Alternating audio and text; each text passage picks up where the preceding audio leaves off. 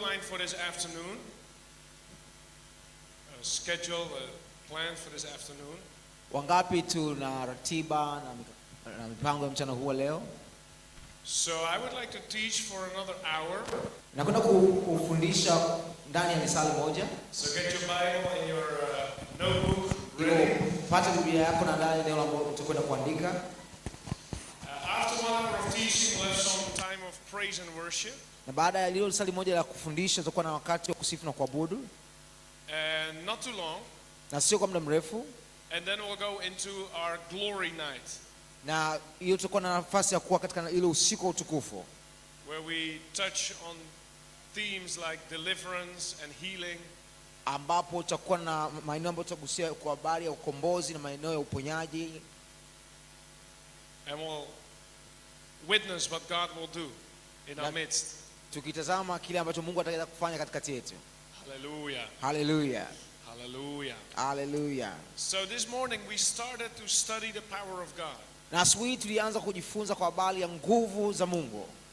And we saw that David was crying out to see the power of God. Na tuliona kwamba Daudi alikuwa akilia akitamani kuona nguvu za Mungu. He was searching early in the morning. Alikuwa akitafuta asubuhi na mapema. And we studied Paul. Na tukaona pia Paulo. That Paul prayed for the church in Ephesus. Kwamba Paulo aliliombea kanisa la Efeso. 3 things. Mambo matatu. To know their calling. Kujua wito wao. To know their resources. Kujua rasilimali. And to know the power. Na kujua nguvu. Hallelujah. Hallelujah. So this afternoon I want to continue. Na mchana nataka niendelee. And the title of my message is God's power. Na kichwa cha somo langu ni kwamba nguvu za Mungu deserves your full attention. Zinastahili umakini wako wote. Hallelujah. Hallelujah. God's power deserves your full attention. Nguvu za Mungu zinastahili umakini wako wote. Because I discovered in the word of God, kwa sababu nimegundua kwamba katika neno la Mungu, that how you treat the power of God, kwa jinsi ambavyo unachukulia hiyo nguvu ya Mungu, will have a tremendous impact on your spiritual life. Utakuwa na matokeo makubwa sana katika maisha yako ya kiroho. How you treat the power of God, jinsi unavyoichukulia nguvu ya Mungu, has a tremendous impact on your spiritual life. Kuna matokeo makubwa sana katika maisha yako ya kiroho. So there's a positive way to treat the power of God. Hivyo basi iko namna chanya ya kuchukuliana na hizo nguvu za Mungu. And there's also a negative way to treat the power of God. Na ziko namna zisizo sahihi au namna hasi za kuchukuliana na nguvu za Mungu. And you want to avoid the negative and you want to invest in the positive. Na tunahitaji kuepukana na zile zilizo hasi ili uweze kuwekeza zaidi katika zile ambazo ni chanya. Now let's start with the negative. Acha sasa tuanze na zile ambazo ni namna hasi. So we can close with a positive feeling this afternoon. Ili kwamba tukapata kuhitimisha na namna iliyo chanya mchana wa leo. Turn with me to the Old Testament. Fungua pamoja nami katika Agano la Kale. And then Psalm 78. Katika Zaburi ile ya 78. Psalms 78. Zaburi 78. And then verse 40 to 42. Mstari wa 40 mpaka 42. Psalm 78, 40 to 42. Zaburi 72 mstari wa 40 mpaka 42. How often they provoked him in the wilderness and grieved him in the desert. Yes, again and again they tempted God and limited the Holy One of Israel. Verse 42, they did not remember his power the day when he redeemed them from the enemy. Mstari anasema kwamba walimwasi jangwani mara ngapi na kumhudhunisha nyikani. Wakarudi nyuma wakamjaribu Mungu. Wakampa mpaka mtakatifu wa Israeli. Hawakumkumbuka mkono wake wala siku ile alipowakomboa na mtesi. So here we find the description of the people of Israel. Hapa tunakuta ile andiko linalohusiana na wana wa Israeli. And it gives us a description of the problems they had with God. na inatupatia mafafanuzi ya tatizo waliokuwa nalo dhidi ya Mungu. It's a whole list. Ni orodha kamili. It says they provoked him. Nasema kwamba nao ya kwamba walimwasi. To provoke means to turn a relationship bitter. Kwamba walimuudhi kiasi kwamba wakayafanya mahusiano yao na Mungu kuwa machungu. Because of rebellion and disobedience. Kwa sababu ya hali ya uasi na kutokutii. They provoked him. Walimuudhi. You know, like disobedient children. Unajua kama watoto ambao si watii. You know this feeling as a parent? Je, tunao wazazi hapa? When your child is doing something that is bad again and again. Ambapo mtoto wako anakiendea kitu ambacho ni kibaya na kiendea tena na tena na tena. At a certain point you feel like kuna wakati unajisikia hasira na unasema you feel angry. Unasikia hasira. You're provoked. Umeudhiwa. That's what Israel did with God. Na hicho ndicho ambacho wana Israeli walimtenda Mungu. And again. Na tena na tena na tena. Then it says they grieved him. Na tena anasema kwamba wakamhuzunisha. They grieved God. Wakamhuzunisha Mungu. To grieve means to hurt. Kuhuzunisha maana yake ni kuumiza. To cause pain. Kusababisha maumivu. To wound. Na kuleta jeraha. Or to cause displeasure. Au kusababisha hali isiyo na furaha. The people of Israel, wana wa Israel, found ways to hurt God. Wakatafuta njia za kumuumiza Mungu. That's what they did in the desert. Na ndicho inachozungumza kwamba ndio maana waliishia nyikani. Then it says the next thing they did, they tempted God. Na jambo la pili ambalo walifanya ni kwamba walimjaribu Mungu. They put him to the test. Wakamweka kwenye majaribio. They tried him. Wakamjaribu. You know, God is not a person that you can tempt. Unajua Mungu si mwanadamu hata umjaribu. That you should tempt. Kwamba hata umjaribu. You know, God is testing us. Mungu ndiye mwenye kutujaribu sisi. The Bible says we shouldn't be testing God. Biblia inasema kwamba wala haitupasi sisi kumjaribu Mungu. But the people of Israel did it anyway. Lakini wana wa Israeli wakafanya hivyo katika namna waliyofanya. And then it says, na kisha anasema they limited the Holy One of Israel. Kwamba wakamwekea mipaka huyu mtakatifu wa Israeli. Are you with me? Anamaanisha nini? It says they limited the Holy One of Israel. Anasema wakamwekea mpaka mtakatifu wa Israeli. Did you know this was even possible? Je, ulipata kujua kwamba hili kwamba ilikuwa hata lenye kuwezekanika kwao? Did you know that people can limit God? Je, ulipata kujua kwamba watu wanaweza kumwekea Mungu mipaka? That's what the Bible says. Ndivyo Biblia inavyosema.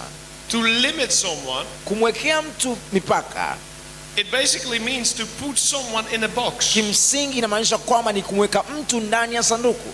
To put limitations before someone. Kumwekea vikwazo huyo mtu fulani. Now think about it. Hebu waza kuhusu hili. The creator of heaven and earth. Muumbaji wa mbingu na nchi. He can be limited. Anaweza kuweka mipaka na watu of flesh and blood. Ambao ni wa damu na nyama. Like you and me. Kama wewe na mimi.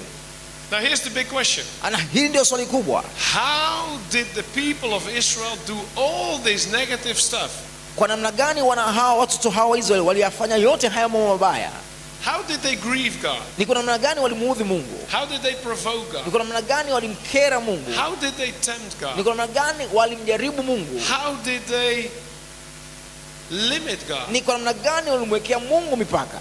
Let's keep reading. Tuendelee kusoma. Verse 42. Mstari wa 42. They did not remember his power. Hawakukumbuka mkono wake ama nguvu zake.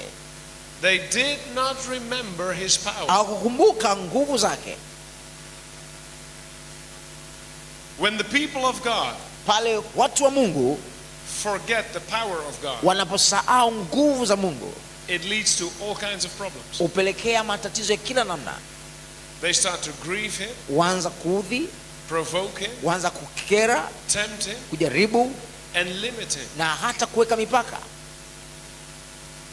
Now listen. Sasa sikiliza. In many churches, katika makanisa mengi around the globe, ulimwenguni kote, God is limited. Mungu anawekewa mipaka. God is limited. Mungu amewekewa mipaka by his own people. Kwa watu wake mwenyewe. Because his own people, kwa sababu hawa watu wake mwenyewe, forgot about his power. Wamesahau kuhusu nguvu za Mungu.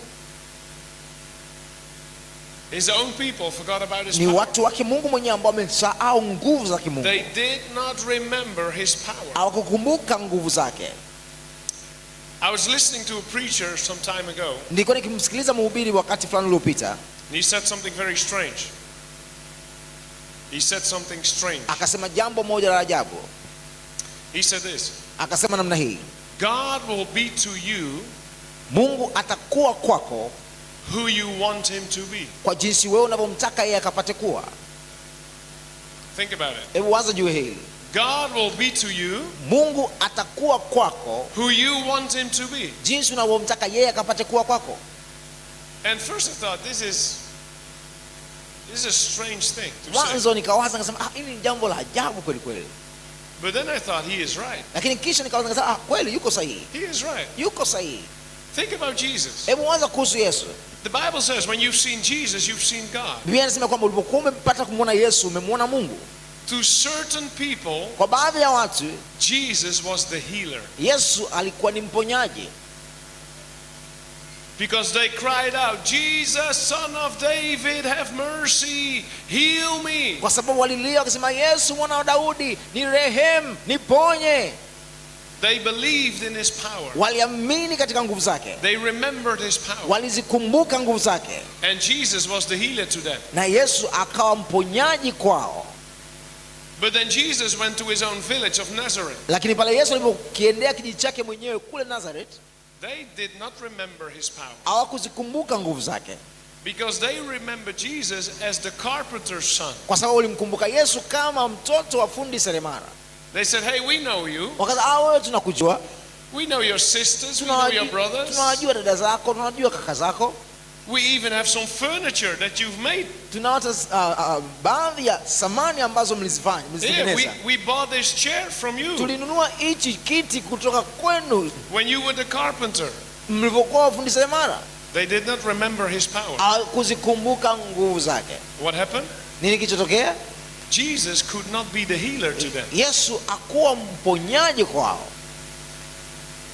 When Jesus went to his own village, Yesu alipokiendea kijiji chake mwenyewe, they tried to kill him. walijaribu kumuua, They tried to stone him. walijaribu kumpiga mawe And he could do no miracles in his own town. na kutenda muujiza wowote katika mji wake mwenyewe. Now let me ask you a question. Hata sasa nikuulize swali. Were there two Jesuses Je, tunao Yesu wawili in the Bible? katika Biblia? Two different ones? Je, tunao wawili No, tofauti? there's one Jesus. Yesu mmoja. Yesu mmoja. It's the same Jesus. Ni Yesu yule yule, But to some people he could be the healer, lakini kwa baadhi ya watu angelikuwa ni mponyaji and to other people he could be nothing. na kwa watu wengine angekuwa si lolote. Why? Kwa nini? Because they limited his power. Kwa sababu waliziwekea mipaka nguvu zake. They choose to limit his power. Walichagua kuziwekea mipaka nguvu zake. And that's why I preach about the power today. Na ndio sababu kwa nini nafundisha kuhusu nguvu hivi leo. That's why I preach about the power of God today. Na ndio maana nafundisha kuhusu nguvu za Mungu leo.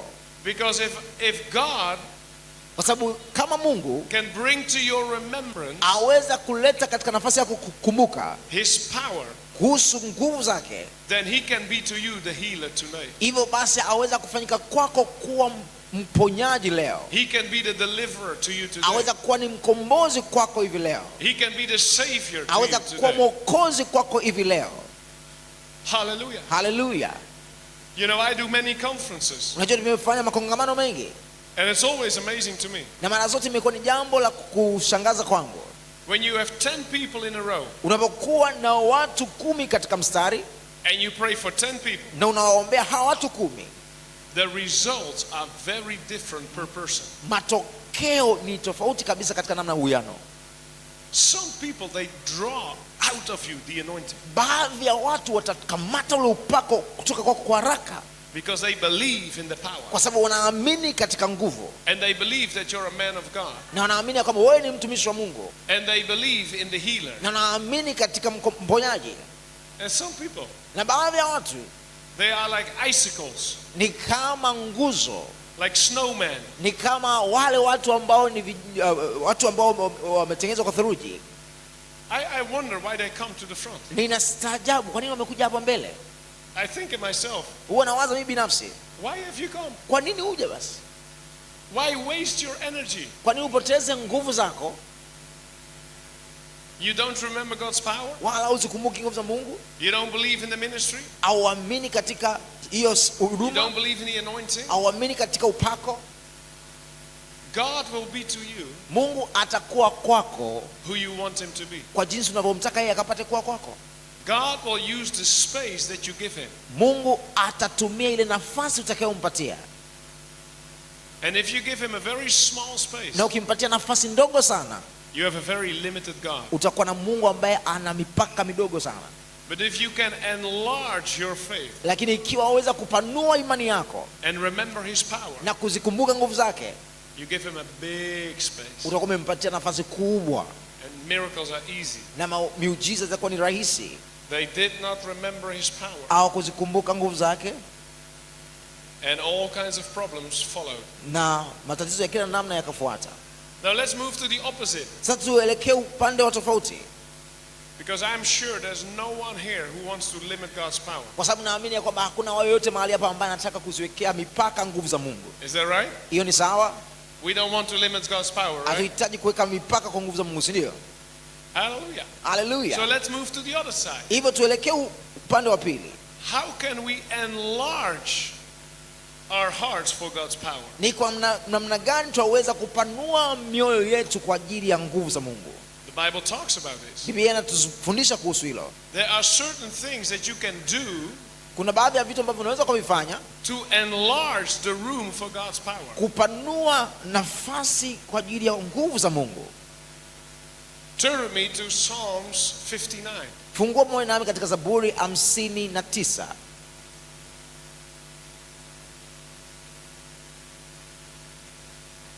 How to enlarge the room for God's power. Namna ya kupanua nafasi kwa ajili ya nguvu za Mungu. Psalms 59 verse 16 and 17. Zaburi 59 kuanzia mstari wa 60 wa mstari wa 16, 59 verse 16 and 17. wa 16 na 17. It says, I will sing of your power.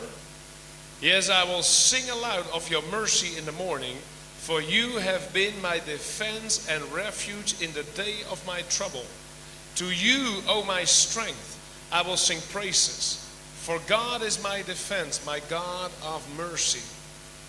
Na anasema ya kwamba nami nitaziimba nguvu zako asubuhi, nitaziimba fadhili zako kwa furaha, kwa kuwa ndiwe uliyekuwa ngome yangu na kimbilio siku ya shida yangu. Nguvu zangu, nitakuimba kwa furaha, maana Mungu ndiye aliye ngome yangu, Mungu wa fadhili zangu. What is he saying here? Anasema nini hapa? He says, I will be singing of your power. Anasema nitaimba kuhusu nguvu zako. Now I think the opposite of forgetting something Na nami naona ya kwamba kinyume cha kusahau jambo is to sing about something. ni kukiimba hicho kitu. That's a contrast. Na huu ndio utofauti. Now if you read the context of this psalm, Sasa ukitazama muktadha wa hii Zaburi, you see that in this psalm, probably David is in trouble. katika wimbo huu unamuona kwamba Daudi yuko katika shida, He is under attack. amevamiwa, He is under pressure. yuko katika namna ya kushinikizwa. And so what do you do when life gets difficult? Na nini unafanya pale maisha yanapokuwa magumu? What do you do? Unafanyaje? You call your mother, Je, unamuita mama yako au unampigia simu? you complain, Unalalamika? you make a silly post on Instagram or Facebook. Unatuma jumbe katika mitandao ya kijamii ya Instagram na Facebook? What do you do when there's trouble in your life? Unafanyaje panapokuwa na shida maishani mwako? What the psalmist did, Lakini mwandishi wa Zaburi alichokifanya, in the midst of his difficulties, he started to sing about the power of God. katikati ya magumu aliyokuwa nayo, alifanya maamuzi ya kuimba nguvu za Mungu. Hallelujah. Haleluya. That's great biblical advice. Kuna ushauri mkubwa sana hapa wa kibiblia. How can you enlarge your heart for the power of God? Namna gani waweza kupanua moyo wako kwa ajili ya nguvu za Mungu? Sing about it. Imba kuhusu nguvu za Mungu. Talk about it. Zungumza kuhusu nguvu za Mungu. Use your lips. Tumia midomo yako. Use your words. Tumia maneno yako. To remind yourself of the power of God. Kujikumbusha binafsi kuhusu nguvu za Mungu. What happens when you do that? Nini kinatokea unapofanya hivyo? It says God will become your defense and your refuge. Biblia inasema kwamba Mungu atafanyika kwako kwa ngome na kwa kimbilio. God will become your defense and your refuge. Mungu atafanyika kuwa ngome kwako na kimbilio lako. A defense is a stronghold. Ngome ni ulinzi, ni ngome. Many times in these days, Nyakati nyingi katika nyakati siku za sasa, a defense was a tower. Hiyo ngome ilikuwa ni kama nguzo ndefu iliyopanda juu. So when the enemy was trying to pursue you, hivyo pale adui anapojaribu kufuata wewe, you could run to the tower, ungekimbilia kwenye hiyo ngome, close the door, ungefunga mlango, go to the top floor, ungepanda eneo la gorofani, and the enemy couldn't touch you. na huyo adui asingeweza kugusa. That's a nice picture. Na hiyo ni mfano mzuri na kielelezo kizuri. So when you're in trouble, unapokuwa uko katika shida, you start to sing of the power of God. Unaacha kuimba nyimbo za huyo adui. It's like God is elevating you. Ukianza kuimba hizo nyimbo za Mungu anaanza kukuinua in his stronghold. Katika ngome yake. A refuge na kimbilio is a retreat or an escape. Ni eneo ambalo unapata kujiepusha na eneo la kutoroka kutoka shidani. When you start to sing of God's power in time of difficulty, unapoanza kuimba nguvu za Mungu katika nyakati za magumu, this power will enable you to escape. Nguvu hii itakuwezesha wewe uweze kuepukana na shida. Find an exit. Unapata eneo la kupata upenyo. I love this. Naipenda hii. Sing of God's power. Imba nguvu za Mungu. Sing of God's power. Imba nguvu za Mungu. You know what's interesting about the time of David? Kinachofurahisha katika hizi nyakati za Daudi is that this key that I'm giving you ni kwamba vitu hivyo muhimu ambavyo nakwambia was the secret weapon of the kingdom of David. Zilikuwa ndio silaha na silaha za ushindi wa huyu mfalme Daudi. It was a secret weapon. Ilikuwa ni silaha za siri. Did you know that David je, ulipata kujua kwamba Daudi had hundreds of singers, alikuwa na waimbaji mamia, and hundreds of musicians, na mamia ya wapiga muziki that he paid from his own pocket, ambao aliwalipa kwa fedha ya mifuko yake mwenyewe, to sing of God's power 24/7. wakapate kuziimba nguvu za Mungu masaa 24 kwa siku 7. Did you know that? Ulipata kujua hiyo?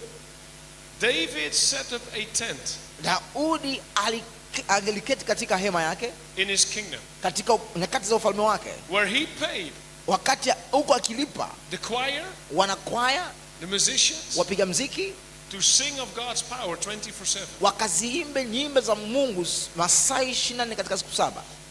And when David was king, Na Daudi alipokuwa mfalme, they never lost a battle. kamwe akupoteza vita yote.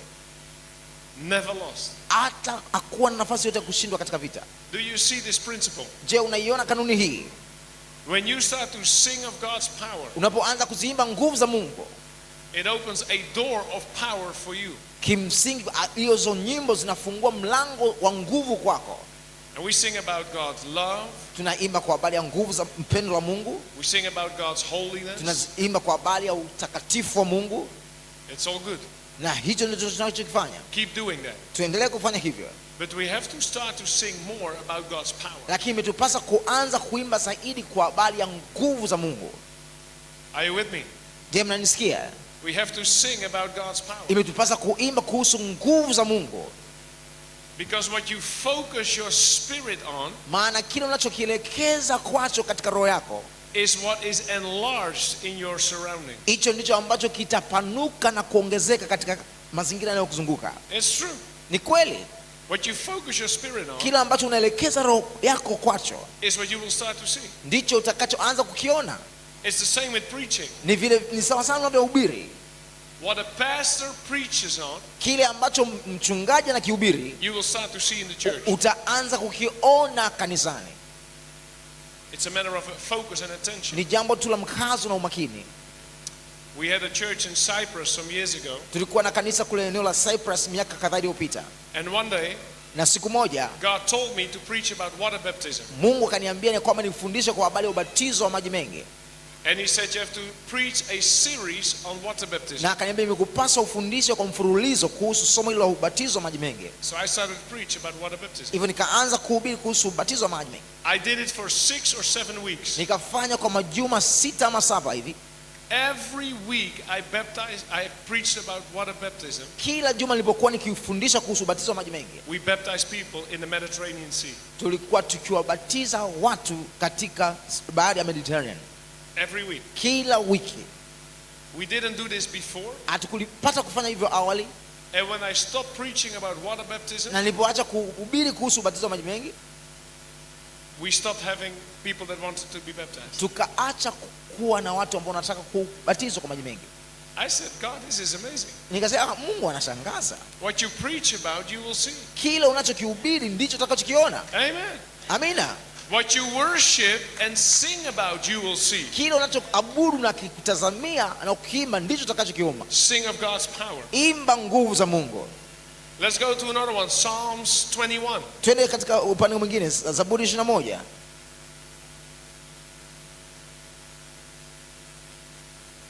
It explains how things work in the spirit. Inafafanua namna gani mambo hutendeka katika roho.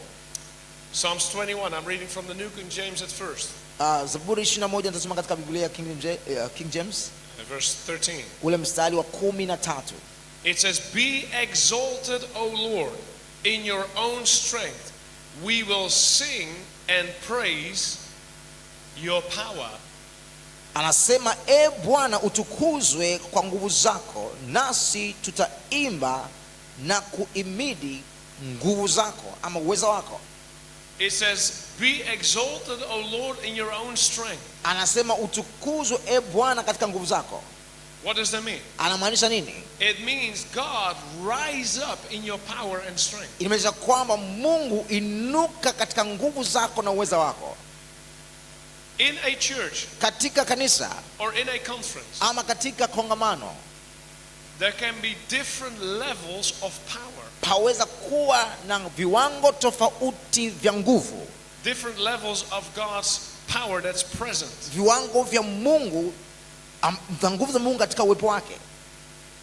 And the amazing thing is, na jambo la kushangaza ni kwamba that we play a role in God's power. Nasi tunayo nafasi au jukumu la kufanya katika nguvu za Mungu.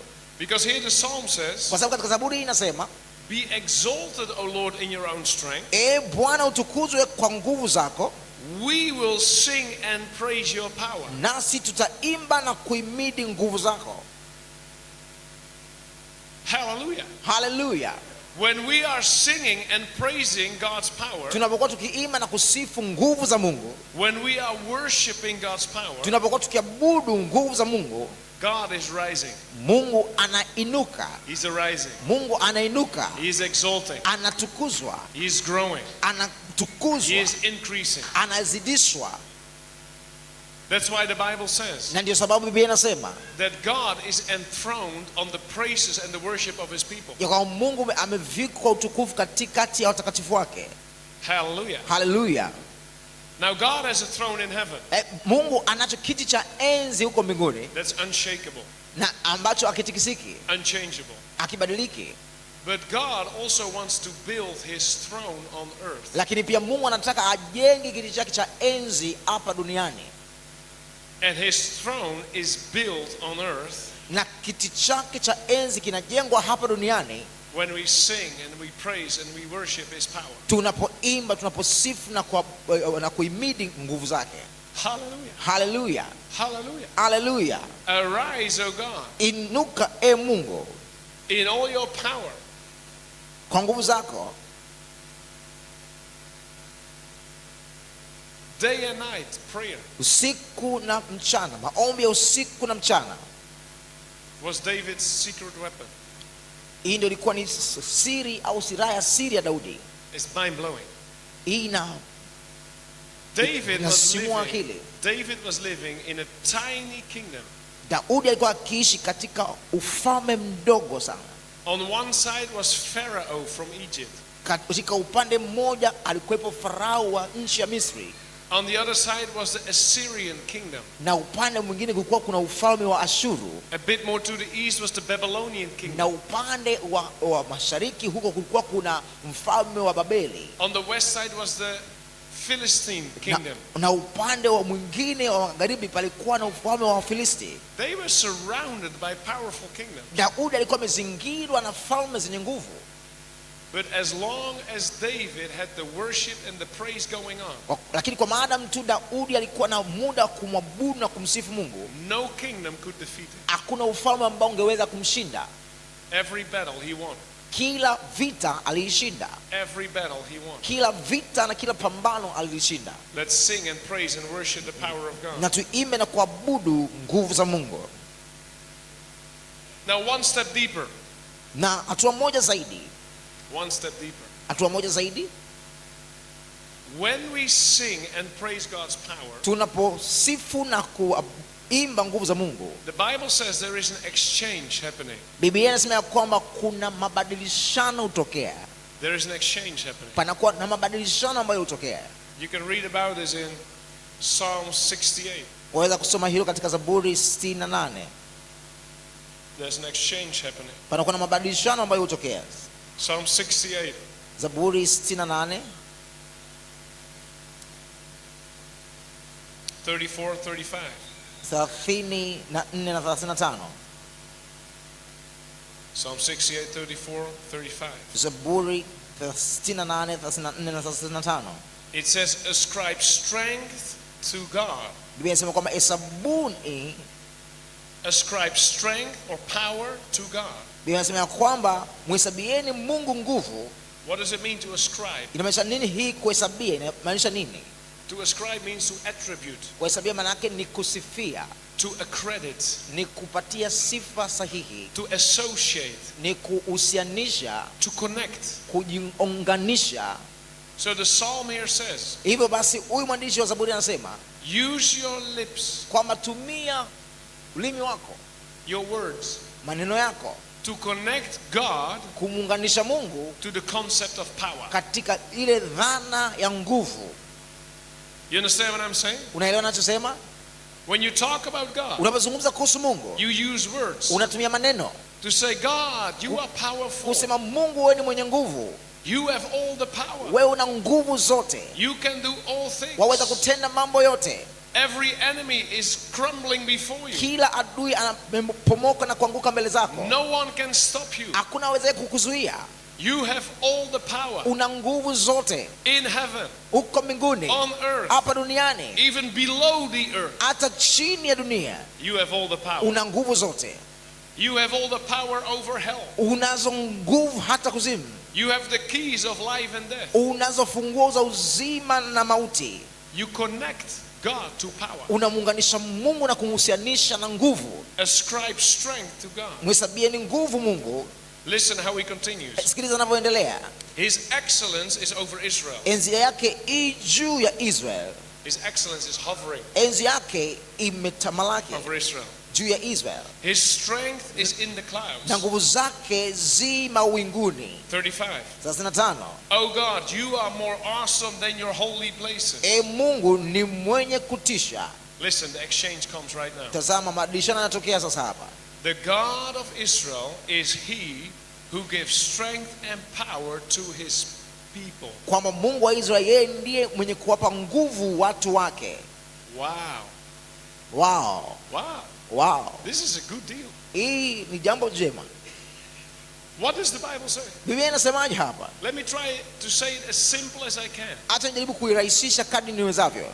When we use our lips, tunapotumia ndimi zetu to ascribe power to God, kuelezea kuhusu nguvu za Mungu, then God says in return, Mungu anasema katika mrejesho hilo jambo, I will give my power to you. Kwamba nami nitawapatieni nguvu zangu.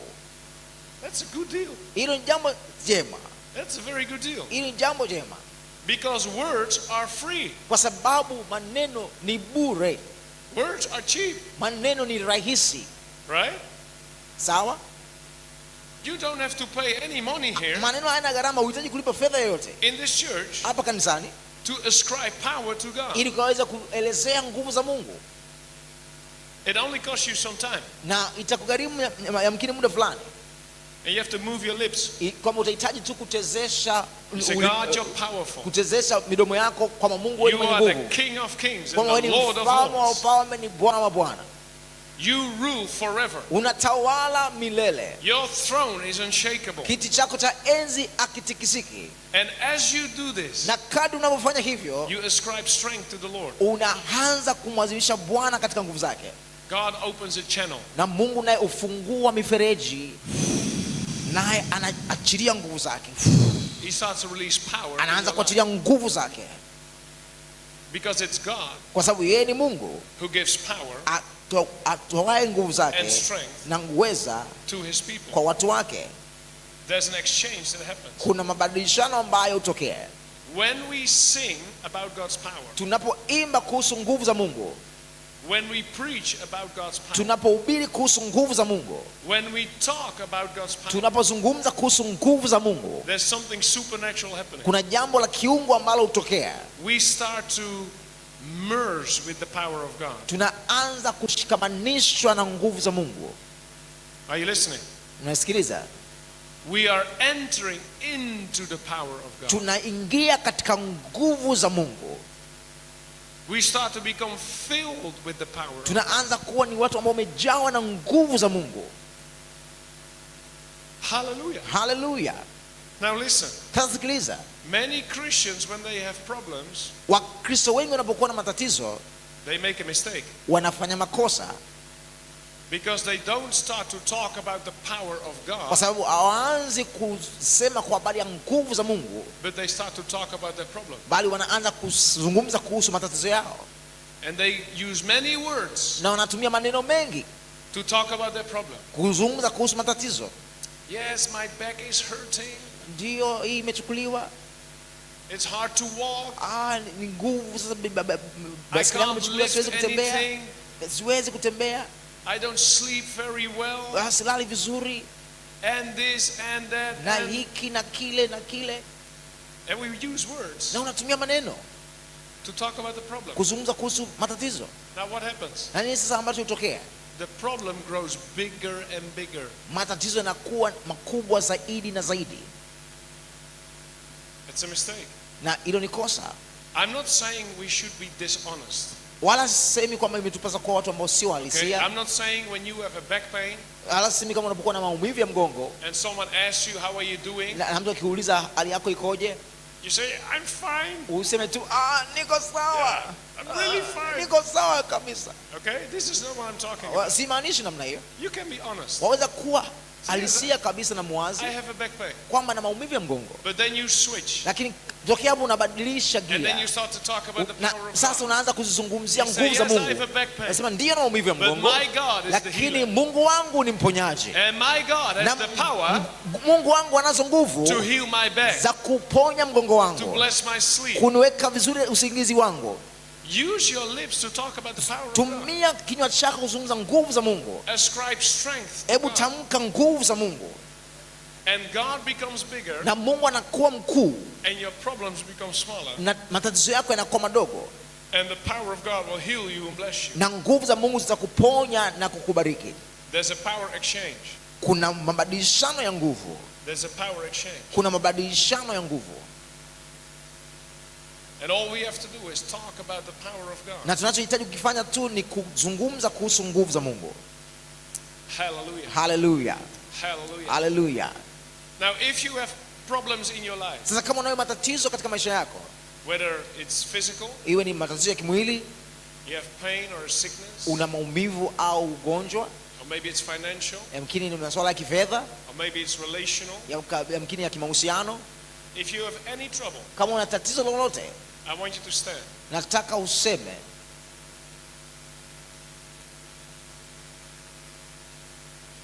If there's anything bothering you, Kama kuna jambo lolote ambalo linakuumiza, linakusumbua, I want you to stand. Because I want you to tell your problem about the power of God. kwa sababu nataka useme, nataka uliambie tatizo lako kwa habari ya nguvu ya Mungu. Amen. Amina. Amen. Amina.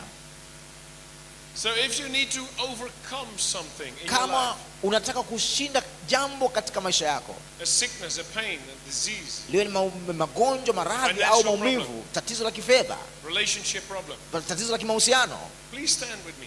hebu simama pamoja na mimi, with me. simama pamoja na mimi, simama. Kiru ma ma Simama. ma se kira ma ma ma se leborabasa hehe labarabasa.